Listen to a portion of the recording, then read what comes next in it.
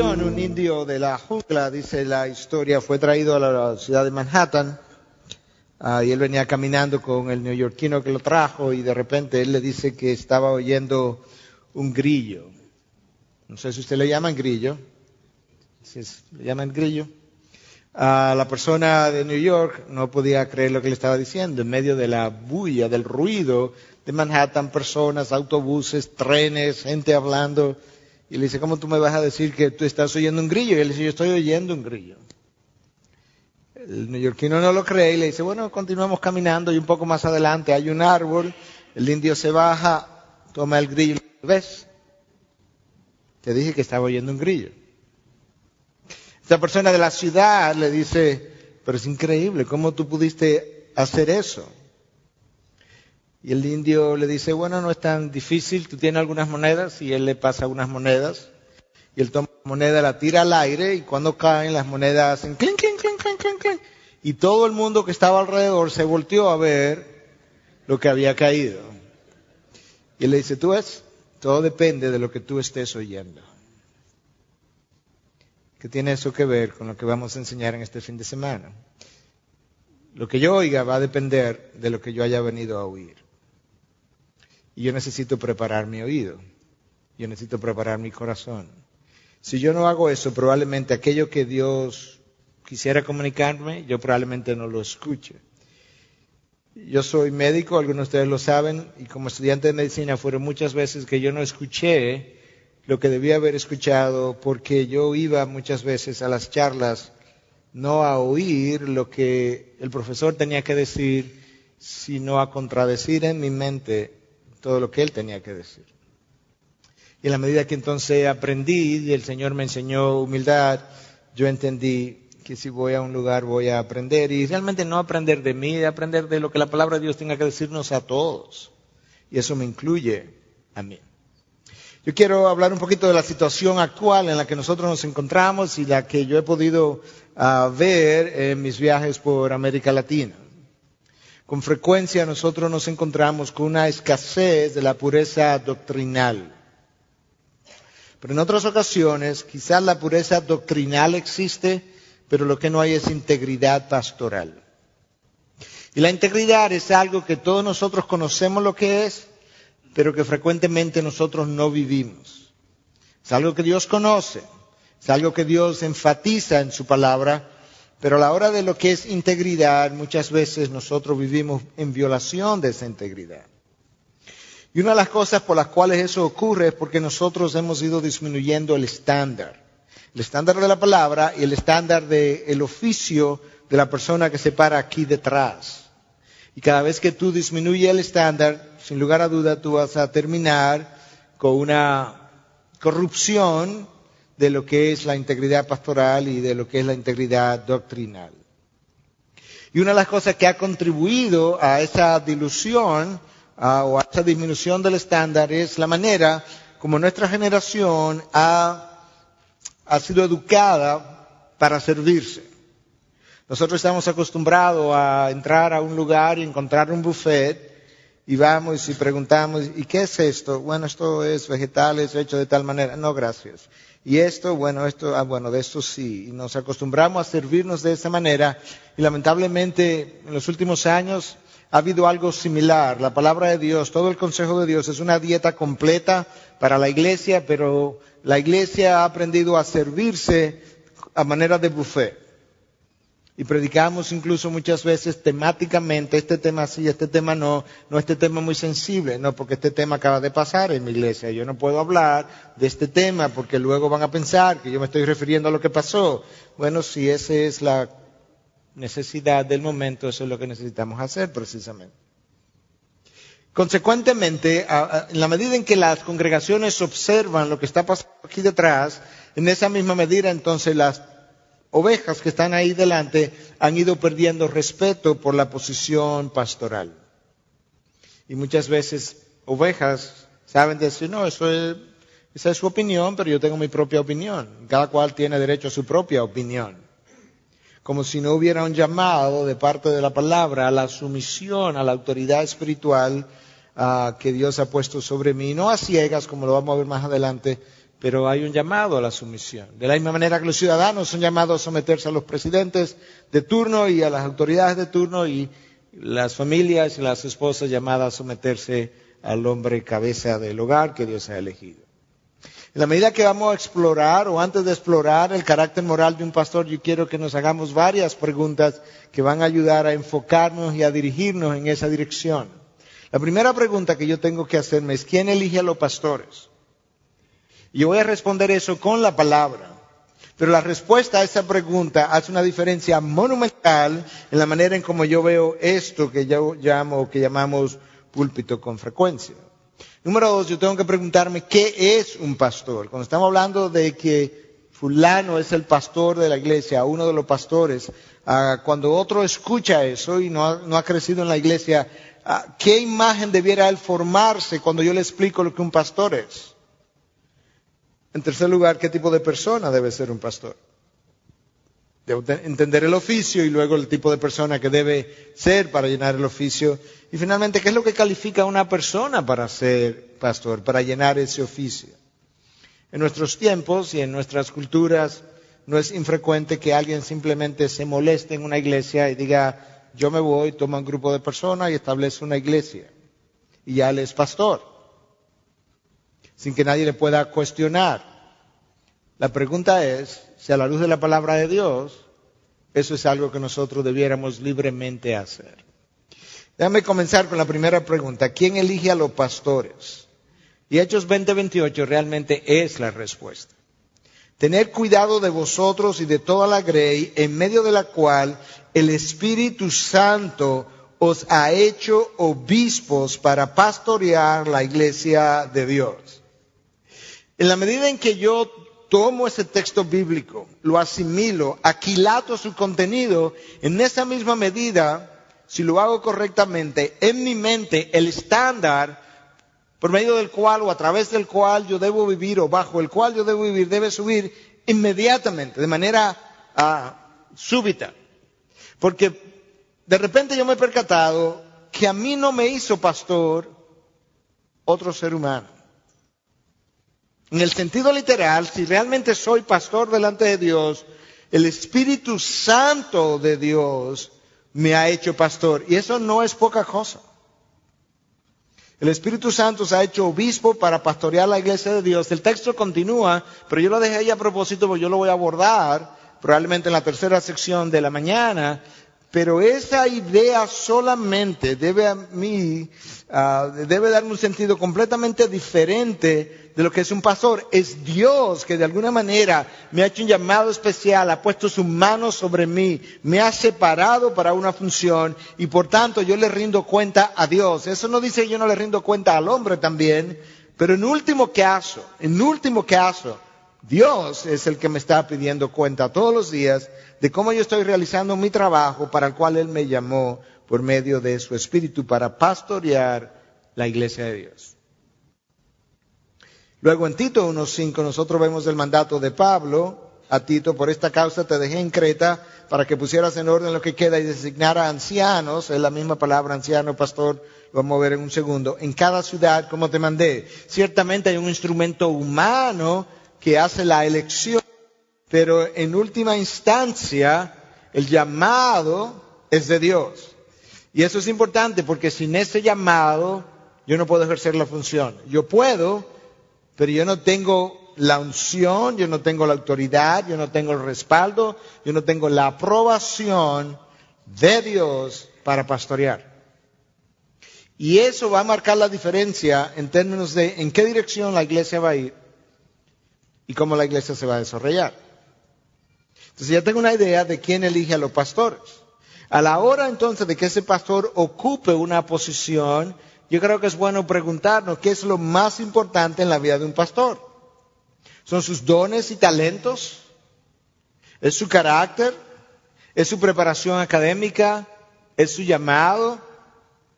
Esa es una pregunta retórica que ustedes no tienen que responder, pero en su mente traten de responder esa pregunta para ver de qué manera usted coincide con lo que nosotros vamos a hablar en un momento. Pero yo puedo tener dones y talentos, y si yo no tengo el respaldo de Dios, yo no puedo hacer mucho con esos dones y esos talentos que Dios me ha dado. La preparación académica es importante. Nosotros creemos vehementemente en la preparación académica.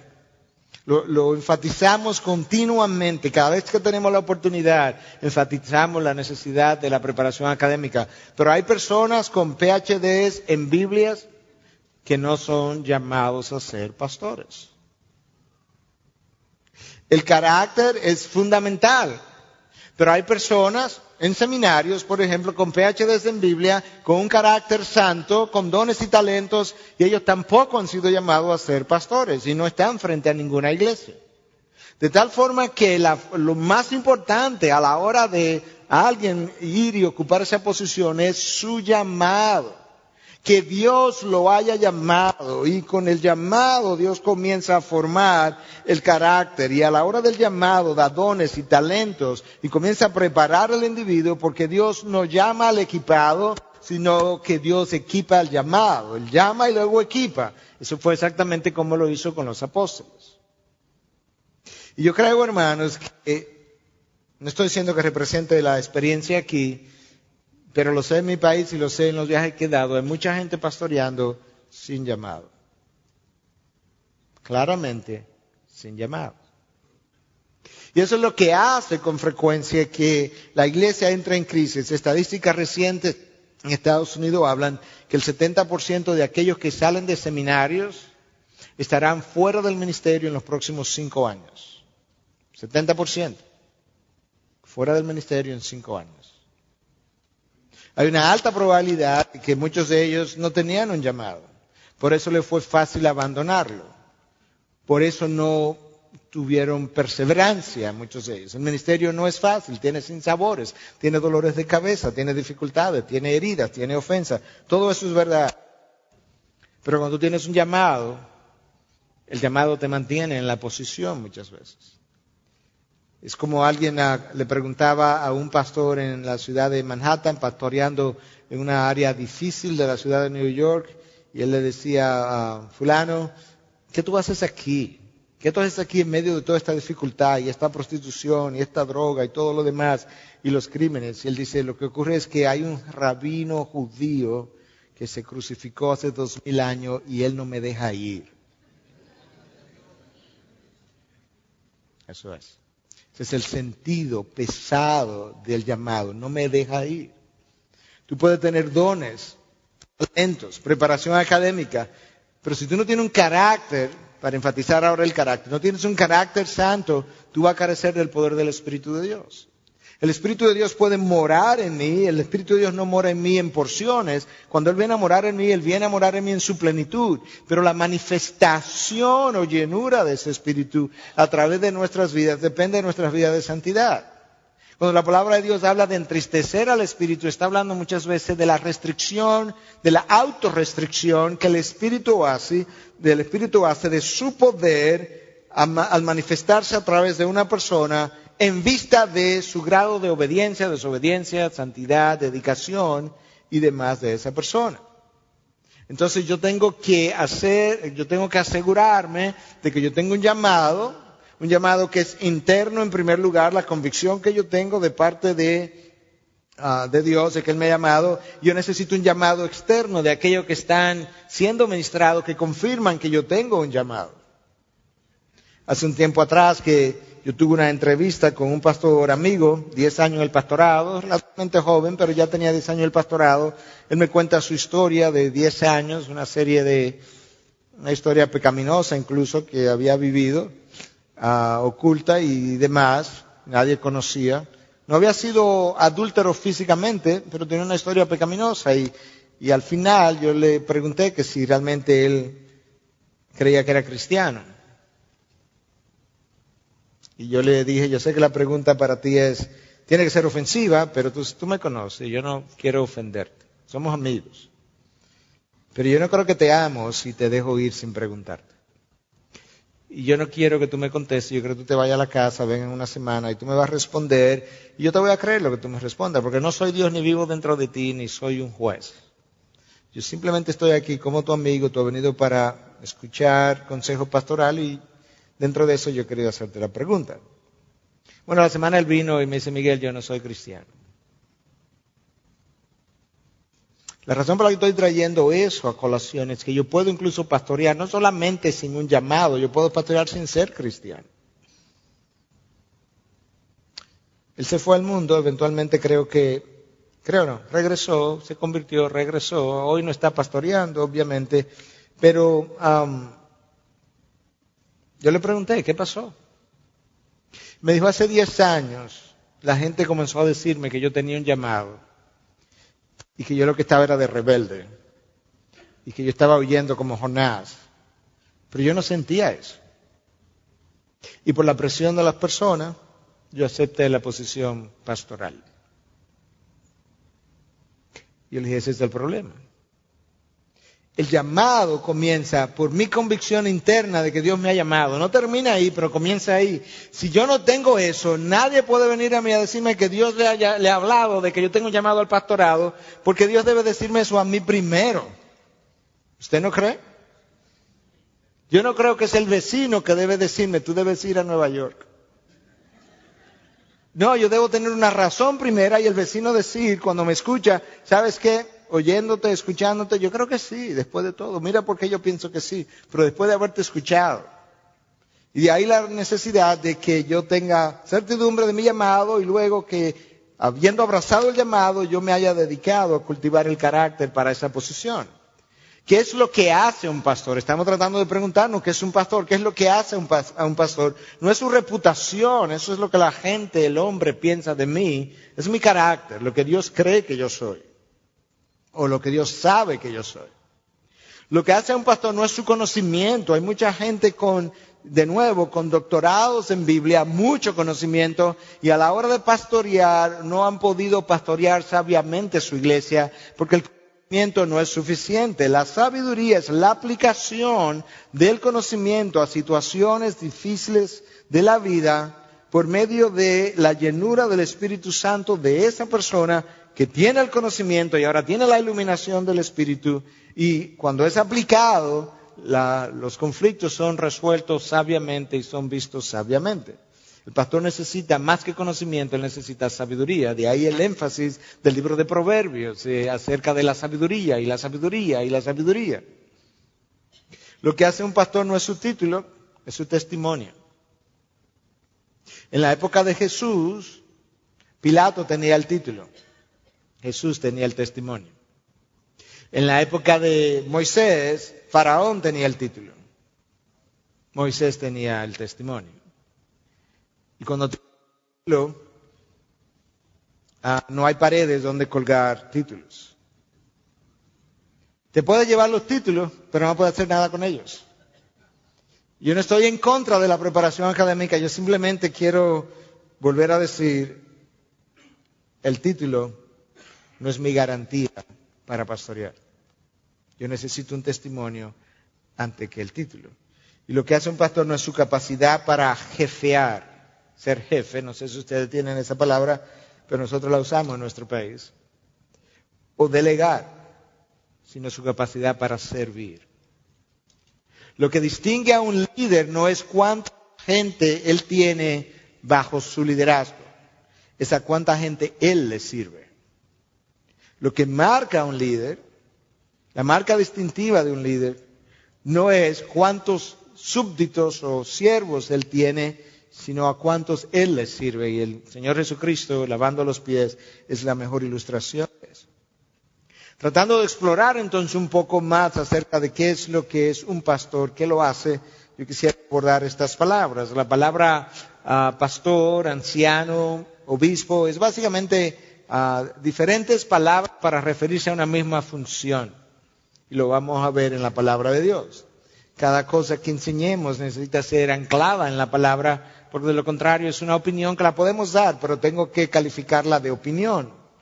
En este caso, esto es lo que la palabra revela. La palabra anciano es presbuteros en el lenguaje original y simplemente significaba alguien que era blanco en cana, alguien de cierta edad y que por tener cierta edad había adquirido cierta sabiduría. Y la palabra anciano era usada más allá del contexto de lo que es un pastor de una iglesia. La otra palabra es obispo o episcopos, de donde viene la palabra episcopal, que es un overseer, un supervisor, en este caso de ovejas. Y finalmente la palabra pastor, que aparece poco, de hecho, en el Nuevo Testamento, es poimen, o poimen, que implica básicamente alguien que está pastoreando, que está cuidando, alimentando las ovejas. Lo que vamos a hacer ahora es que vamos a ver un pasaje de Pedro, donde las tres palabras son usadas al mismo tiempo, hablando de la misma persona o del mismo cargo. Escuchen, por tanto, los ancianos, primera de Pedro 5:2, los ancianos, ahí la palabra es presbuteros. Entre nosotros, exhorto yo, anciano, Pedro, el apóstol, dice, yo también soy un anciano. Porque es la misma palabra para pastor o anciano o obispo.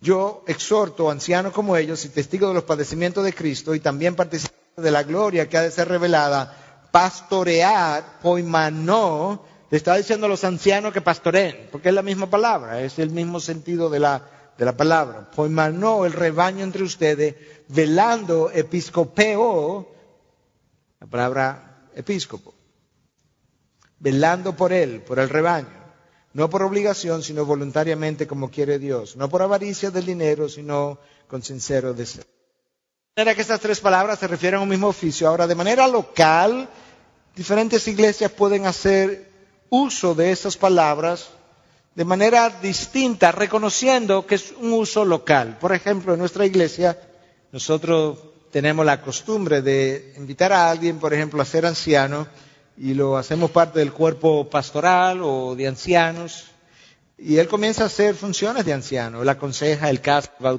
él bautiza, pero esperamos frecuentemente a que él haya sentido un llamado a tiempo completo para el ministerio. En ese momento lo ordenamos como pastor.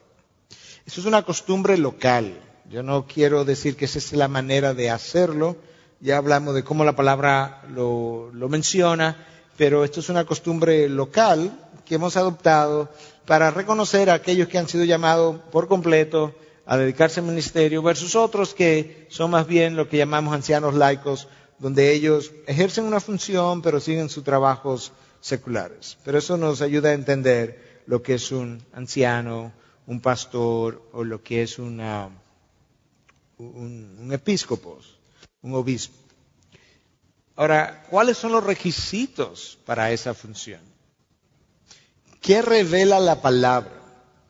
Porque lo que revela la palabra es la autoridad que yo necesito, a la que yo necesito someterme. Escucha lo que Pablo le escribe a Timoteo en su primera carta 3, capítulo 3, versículos 2 al 7.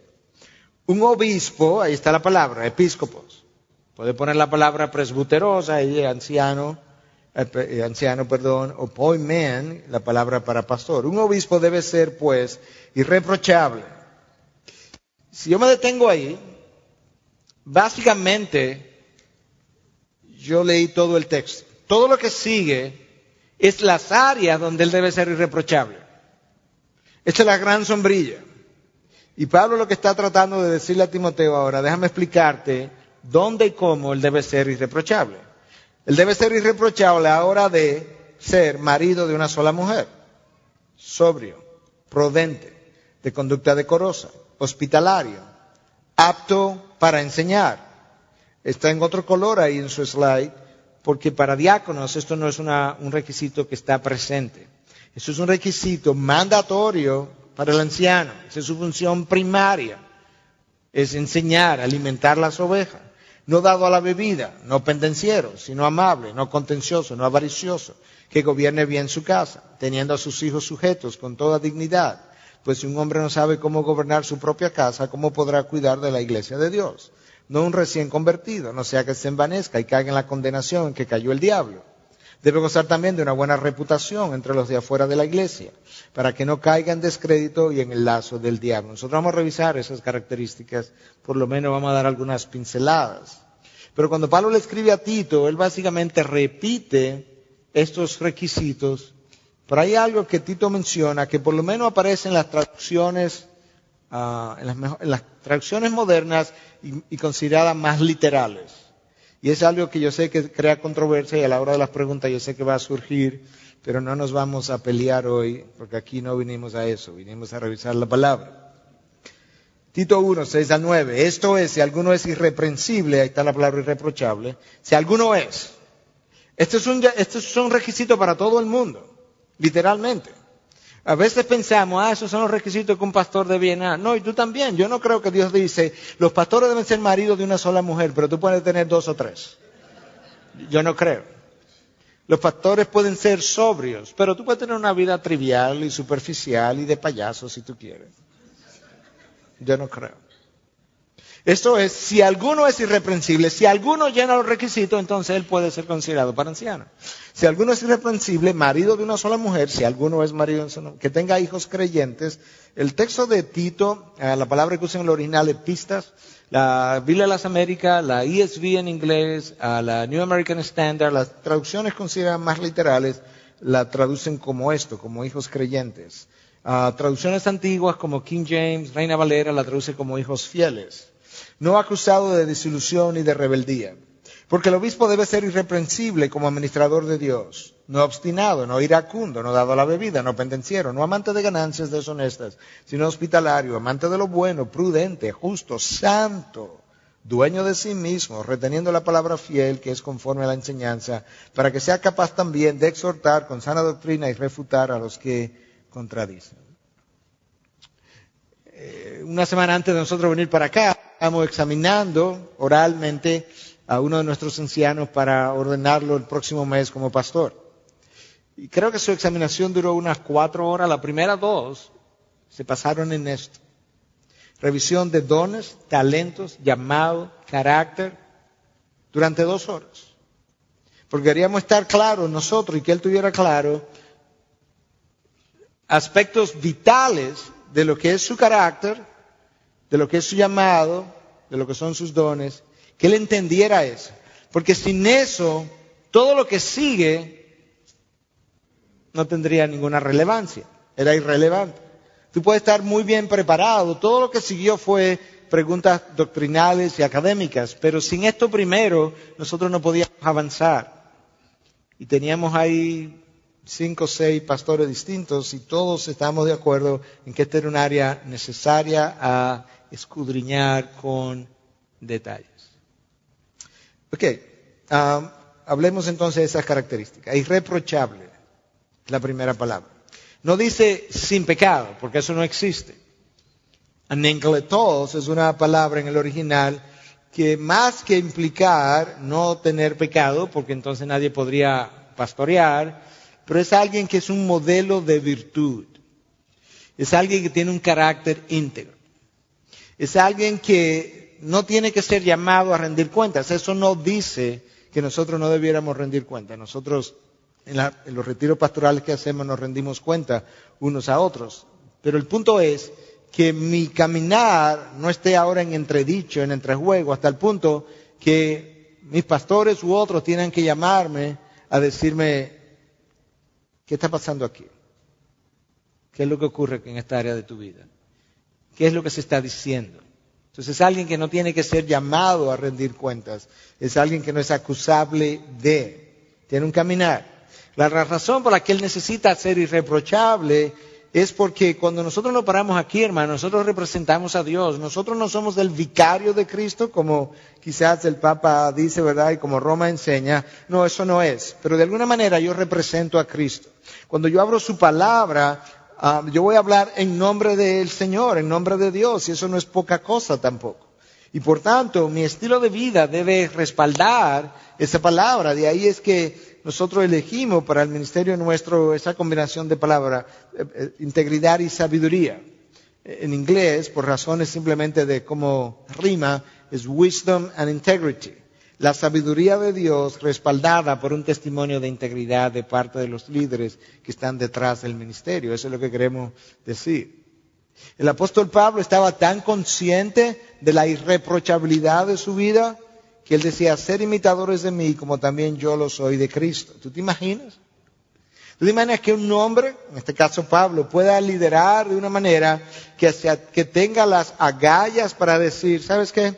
Sígueme a mí, como yo sigo a Cristo. Lo que Pablo está diciendo, Cristo no está aquí encarnado ahora para que lo puedas ver y seguirlo. Nosotros somos los representantes de Él. Yo he encarnado su verdad, yo he abrazado su verdad, la estoy viviendo. Sígueme. Porque cuando me sigas, estarás siguiendo la verdad que yo he abrazado. La otra razón para la irreprochabilidad de mi vida es que cuando mi vida no está en concordancia con las enseñanzas de la palabra, mi vida no permite que otros escuchen la enseñanza. Y el pastor puede estar predicando, o el profesor de escuela dominical, y alguien está diciendo, sí, eso dice él, pero ¿por qué él no se mira a sí mismo? ¿Por qué él no mira tal cosa? ¿Por qué no mira a su familia? ¿Por qué no mira? Eso es importante. Y cuando tú revisas las características, entonces la irreprochabilidad necesita ser en el hogar, en la iglesia, en la sociedad, en el trabajo y en mis relaciones. Tú encuentras cada una de esas cosas de una u otra manera representada. Hay buena reputación con los de afuera. Ahí está el trabajo y está la sociedad. Habla de mi familia, mis hijos, debe estar en sujeción. Ahí está el hogar. Están mis relaciones también.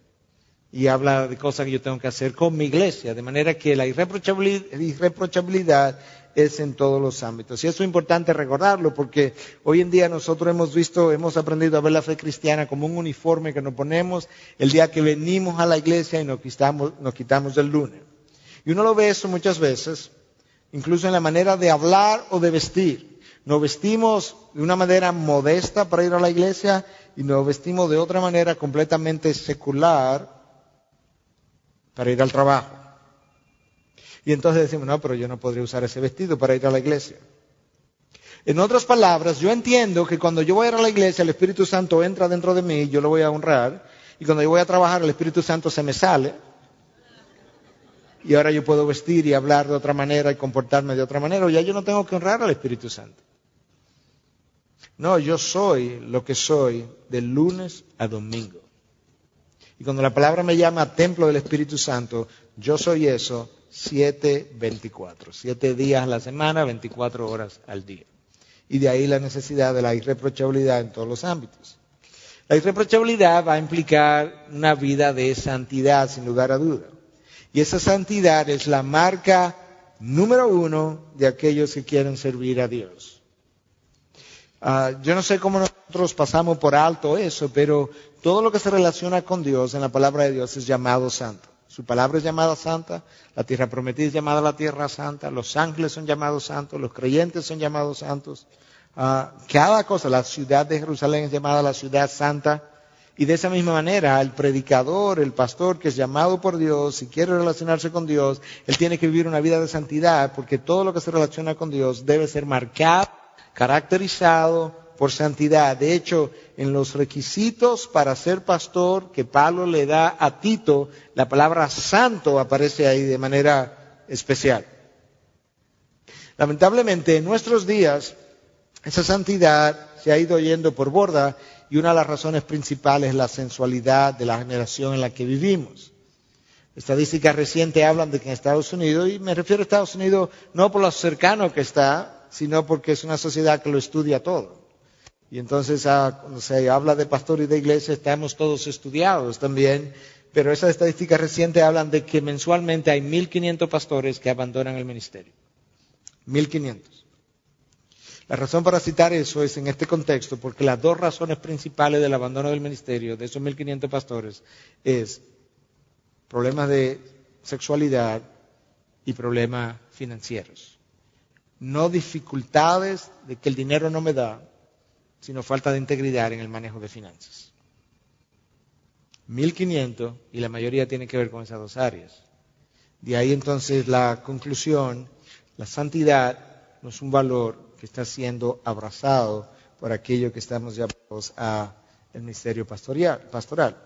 Esta es una encuesta relativamente vieja, quizá tiene 10, 12 años ya, las cosas quizás estén peores hoy, pero la revista Leadership Magazine, revista de liderazgo, es una revista que es leída mayormente por líderes y pastores. Se hizo una entrevista anónima a 1.000 pastores, y en esa entrevista el 12%, 1 de cada 8, había cometido adulterio. El 23% había hecho algo que había sido considerado sexualmente inapropiado. Otra revista, Christianity Today, entrevistó anónimamente, una encuesta escrita, 1,000 suscriptores. El 23% de ellos, uno de cada 4, había cometido adulterio y el 45% declaró que había hecho algo sexualmente inapropiado. Ken Hughes escribió un libro, Disciplinas de un hombre piadoso, que quizás está aquí en la librería y si lo tienen se lo recomiendo grandemente. Y él dice en ese libro, él habla de esta estadística y hace este comentario. La iglesia de hoy es corintia en esencia. Es grave esto. Extremadamente serio. Nosotros lo vemos en nuestro país, pero lo vemos en las demás naciones cuando visitamos. Y eso es algo a lo que nosotros tenemos que prestar atención. Porque el impacto de la iglesia va a depender de la santidad de sus líderes y de sus miembros. Dios quiere usar su iglesia, pero Dios va a usar una iglesia que está preocupada por vivir una vida de santidad. Cuando la iglesia le pierde el respeto a la santidad de Dios, hay consecuencias medibles, visibles, en el ámbito de la iglesia. Aquí hay algunas de las cosas que yo quería decir. La iglesia hoy en día comenzó perdiéndole el respeto o el interés a la santidad de Dios. De manera secundaria, entonces, la iglesia dejó de disciplinar sus miembros. Cuando nosotros comenzamos la iglesia, que hablamos de esto, normalmente en Santo Domingo no es algo que eso se hace con frecuencia o a veces quizás nunca, o casi nunca, dependiendo del círculo en el que te encuentres, pero alguien nos dijo, tú vas a vaciar la iglesia. Y realmente Dios ha llenado la iglesia. Porque cuando Dios es honrado, Él honra en retorno. Cuando la iglesia le pierde el respeto a la santidad de Dios, el mundo le pierde el respeto a la iglesia. Eso es lo que ha ocurrido hoy en día. Lamentablemente, el nivel de respeto o el nivel de la atención, el interés que el mundo le presta a la iglesia no es lo que era hace 100 años, 50 años atrás. El mundo no cree en la iglesia. Los hijos de líderes frecuentemente rechazan la iglesia. Tenemos una crisis hoy, el de la próxima generación.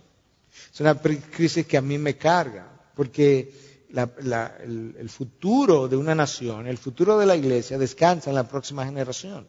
Y si la próxima generación está rechazando la iglesia, ¿qué nosotros vamos a tener en la próxima generación? Nos va a pasar como en los tiempos de Josué. Donde en los tiempos de Josué conocía a Dios. Próxima generación, los ancianos de Josué, dice el texto, conocieron las obras de Dios. Y los hijos de los ancianos, la tercera generación, ni conocieron a Dios ni sus obras. Y fueron entonces esclavizados. Eso ha dado lugar a que la iglesia haya perdido su poder de impacto, de influencia en muchos lugares. Y una de las cosas que menciono con frecuencia, porque lo vemos al viajar, pero está documentado, está escrito. Resulta que en Latinoamérica hay regiones donde supuestamente hay un 60% de creyentes evangélicos. 50, 40. Esas mismas naciones tienen hoy los índices más altos de droga, de criminalidad, de corrupción, de violencia, de cárceles, de sexualidad, de todo lo que tú quieras. Entonces parecería que América Latina es cada vez más evangélica y cada vez más corrupta.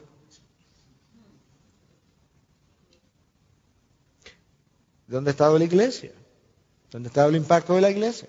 Ese no es el récord histórico de los avivamientos del pasado, donde tú veías grandes cantidades de personas convirtiéndose. La iglesia va a sobrevivir, la iglesia no va a perecer, las puertas de la no prevalecerán contra ella, pero el pueblo de Israel que se fue a Babilonia en el exilio, de esa misma manera la iglesia pudiera terminar en Babilonia, no necesariamente en una nación externa, pero esclavizada dentro de su propia nación, siendo perseguida. Yo creo que es camino en esa dirección a que vamos. A menos que Dios haga algo y su pueblo responda a lo que Dios está haciendo.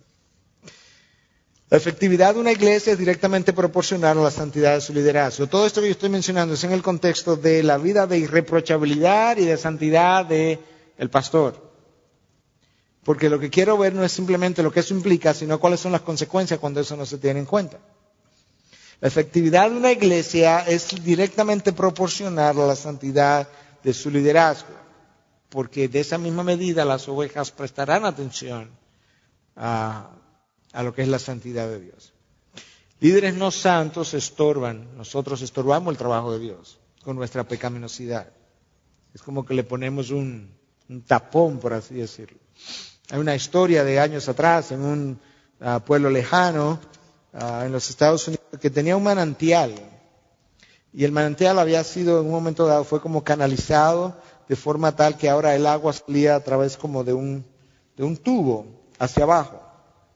Y un día de repente el agua dejó de fluir. Se pasaron varios días sin agua hasta que finalmente decidieron subir hasta arriba a ver qué estaba pasando. Y realmente se había producido un tapón con hojas y ramas y demás de lo que era esa boca de tubo, como le llamamos. Y tan pronto eso fue quitado, pues el agua comenzó a fluir. Bueno, de esa misma manera pudiéramos pensar en el Espíritu Santo que mora en nosotros y cómo mi vida de pecado puede taponar el fluir de su poder a través de mi vida en la medida en que yo no he respetado la santidad de Dios. La santidad es algo que se cultiva. Dios me da santidad el día que me llama, pero yo tengo que cultivarla de ahí en adelante.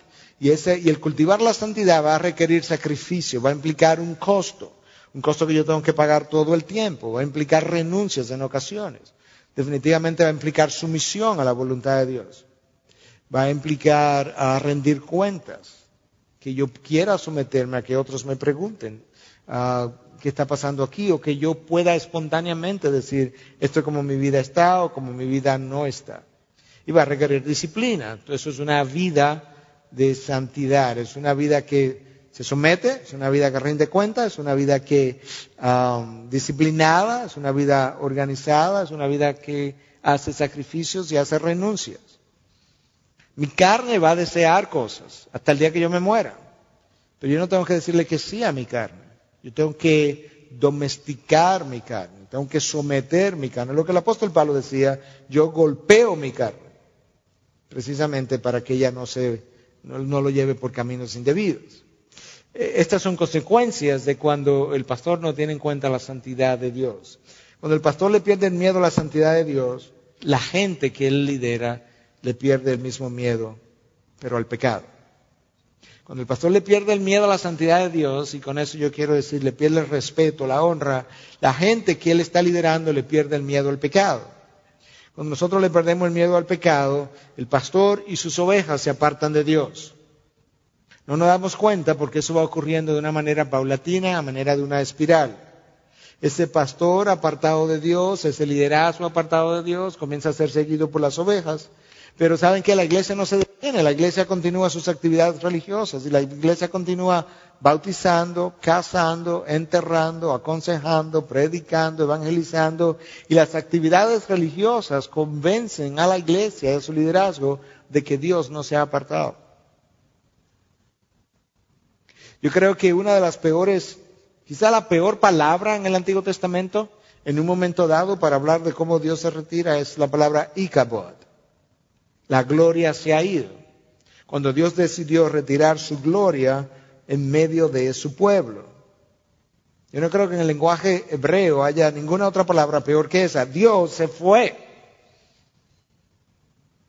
¿Eso no implica que mi salvación se perdió? No, pero la gloria de Dios manifiesta, la presencia manifiesta de Dios, activa en una iglesia, trabajando, cambiando vida, cambiando matrimonios, salvando gente. Eso comienza a disminuir, a menguar. El gozo, el deseo, el entusiasmo, la pasión, todo eso comienza a menguar, todo eso se va. Hay una apatía espiritual.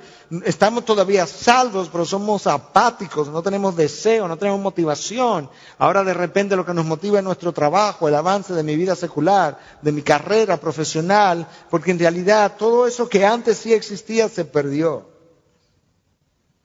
Y entonces esas actividades religiosas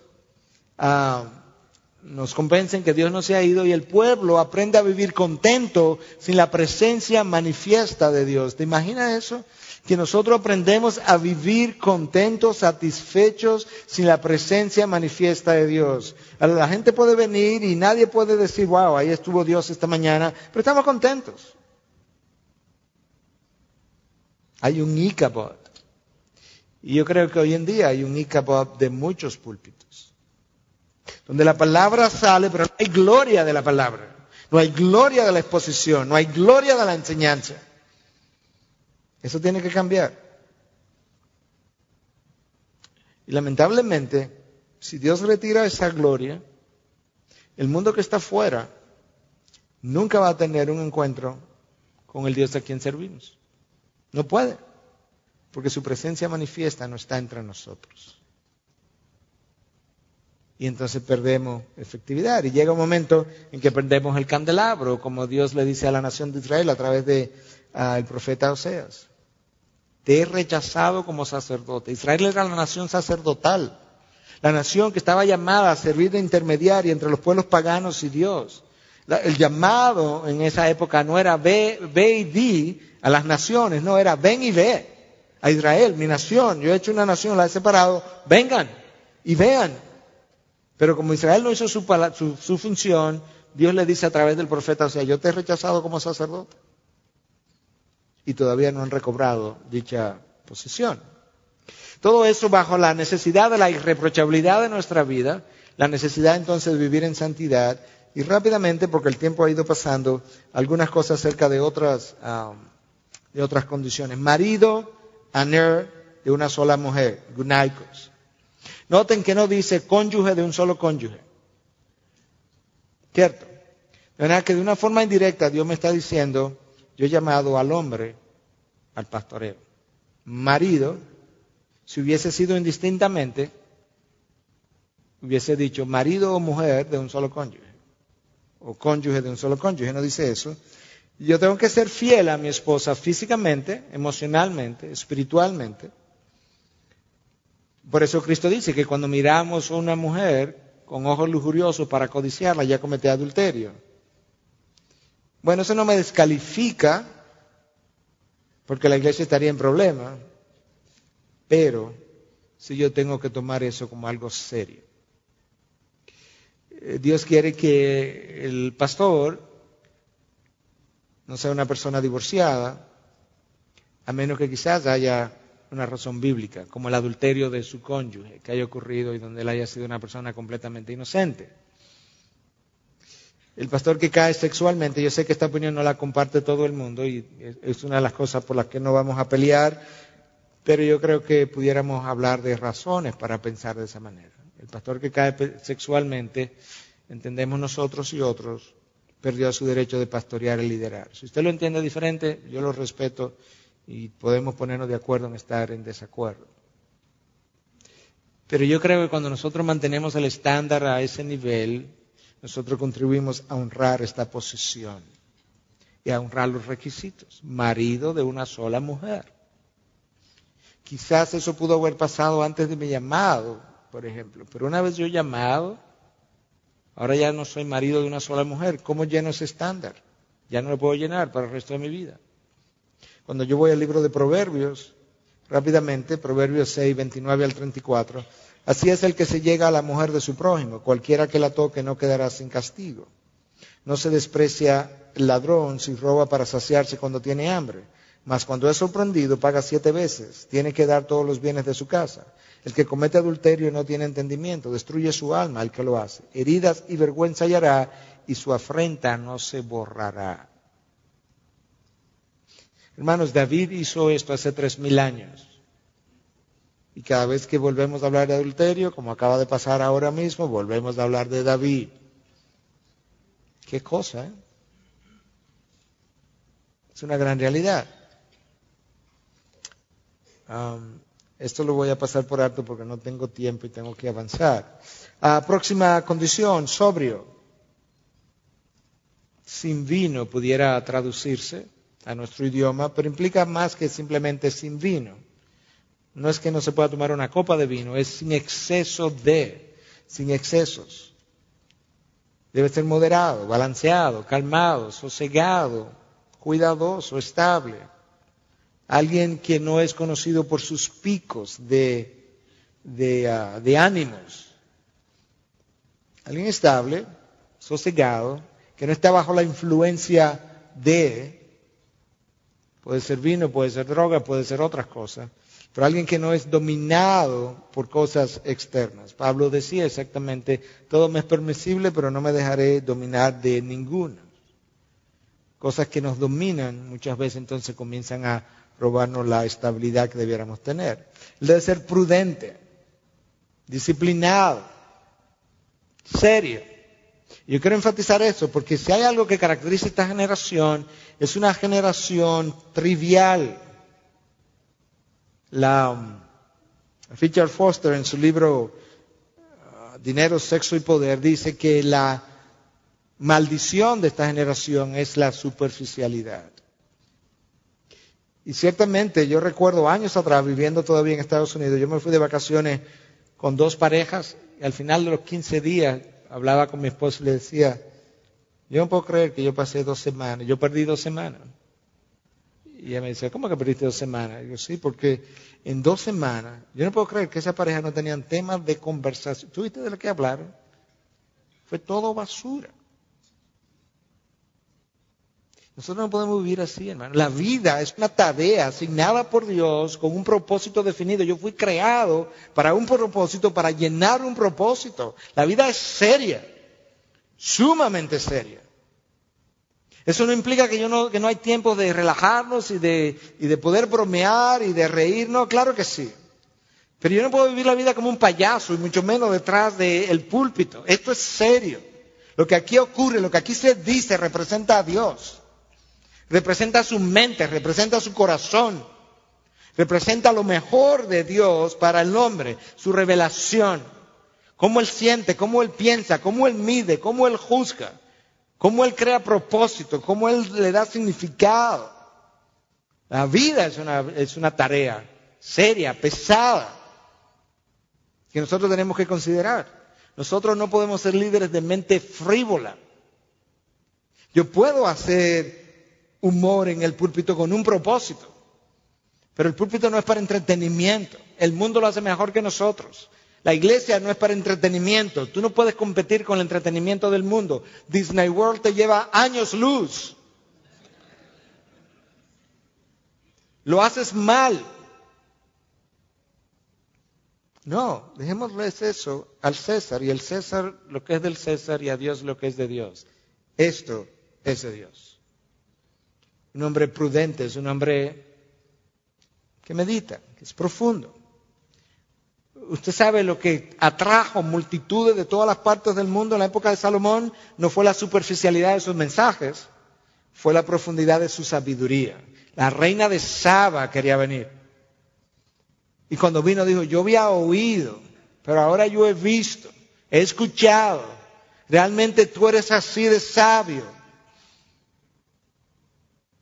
Cuando nosotros tomemos la profundidad de la sabiduría de Dios, la expongamos, va a venir gente de todas partes a escuchar de la sabiduría de Dios. Eso es parte de lo que implica un hombre prudente, es un hombre disciplinado, pero es un hombre con una vida seria. Es un hombre que medita, que no piensa tanto en lo trivial. Él piensa más o menos como esto, Filipenses 4:8. Por lo demás, hermano, todo lo que es verdadero, todo lo digno, todo lo justo, todo lo puro, todo lo amable, todo lo honorable, si hay alguna virtud o algo que merece elogio, en esto meditad. Oye, como Pablo lo pone, si hay alguna virtud, piensa en eso. Si hay algo que merece elogio, piensa en eso. Y las payasadas, no piensa en eso. Y las trivialidades, no piensa en eso. Eso no es digno de meditación.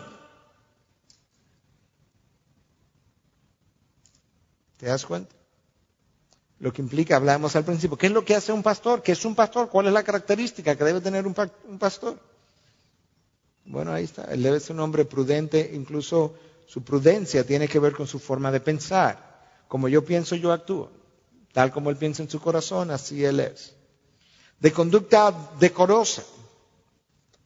Escucha lo que Pablo le dice a Timoteo. 1 Timoteo 4:12. No permitas que nadie menosprecie tu juventud. Antes, sé ejemplo de los creyentes en palabra, conducta, amor, fe y pureza. Yo no sé cuántos jóvenes hay aquí, pero escucha lo que Pablo está diciendo. Tú eres un joven, Timoteo. Y como joven, yo quiero que tú como joven sea un ejemplo ya. ¿Te das cuenta de la seriedad que Pablo le da a nuestra vida? Nosotros pensamos que nuestra juventud es para el relajo y no sé cómo más definirlo, pero el perder tiempo porque luego yo lo recupero. Pablo le dice a Timoteo, no. Que nadie menosprecie tu juventud. En tus años jóvenes tú tienes un rol que jugar. Y tú tienes una seriedad que tienes que modelar. Sé un ejemplo de los creyentes. No dice para los jóvenes, de los creyentes, que personas de más edad que tú puedan decir, wow, mira ese joven a mí me anima a vivir de otra manera. ¿Y cómo yo voy a ser un ejemplo, Pablo? En palabra, en conducta, en amor, en fe y en pureza. Eso no es poca cosa. Míralo aquí definido de otra manera. En palabra, sé un ejemplo en lo que dices. En conducta, sé un ejemplo en lo que haces. En amor, sé un ejemplo en lo que sientes.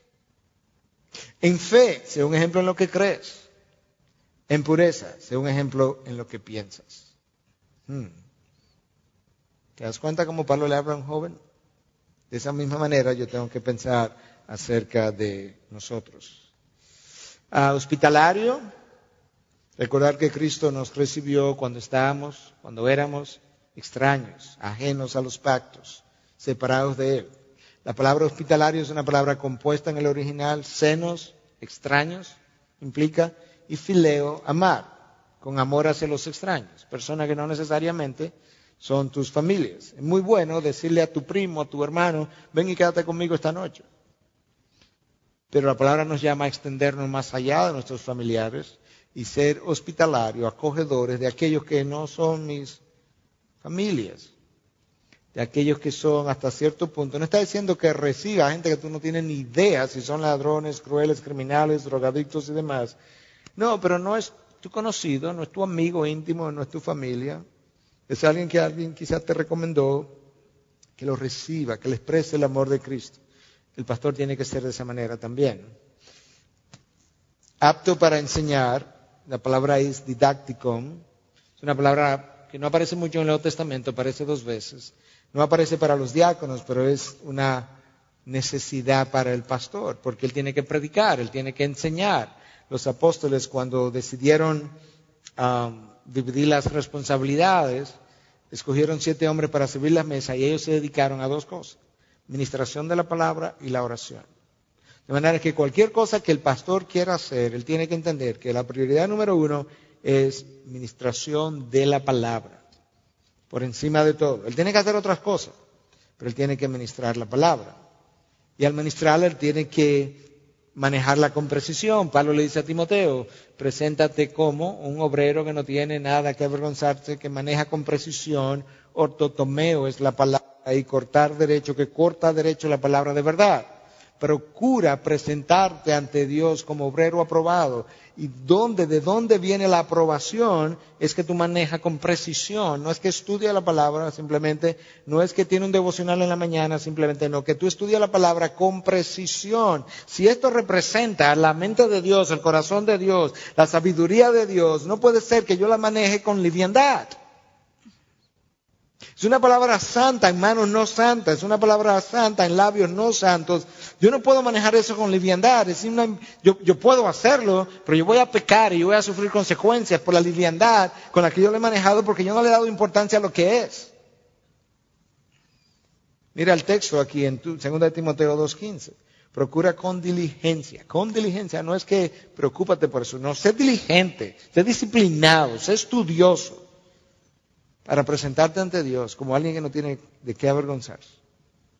Porque si no la maneja con precisión, va a tener de qué avergonzarte. Como obrero que no tiene nada de qué avergonzarse, que maneja con precisión la palabra de verdad. Rápidamente, bajo este criterio, la pregunta de si la mujer está o no llamada al pastorado, Es un área de controversia, pero yo no creo que somos íntegros cuando dejamos las áreas de controversia a un lado y no las mencionamos. Yo no permito que la mujer enseñe ni que ejerza autoridad, dice Pablo, sobre el hombre, sino que permanezca callada, cuando tiene que ver con la enseñanza. 1 Timoteo 2:2. Algunos dicen que eso no tiene aplicación. Si eso no tiene aplicación, alguien que me explique cómo 1 Timoteo 2:10, 2:11, 2:8, 2:9, 2:3 tiene aplicación y 2:12 no tiene aplicación. Si 2:12 no tiene aplicación, ¿cómo 2:13, 2:14, 2:15, 2:16, 2:17 tiene aplicación? Eso es servirnos a manera de buffet de la palabra de Dios. Este versículo no me gusta, este me gusta. Este versículo no se aplica a mi generación, este sí. El respeto que yo le doy a la palabra determina cómo yo me someto a la palabra. Y si violo eso, entonces alguien tiene que explicarme cómo yo elijo los pasajes que violo y los pasajes que mantengo. La hora se me fue, de manera que voy a avanzar rápido.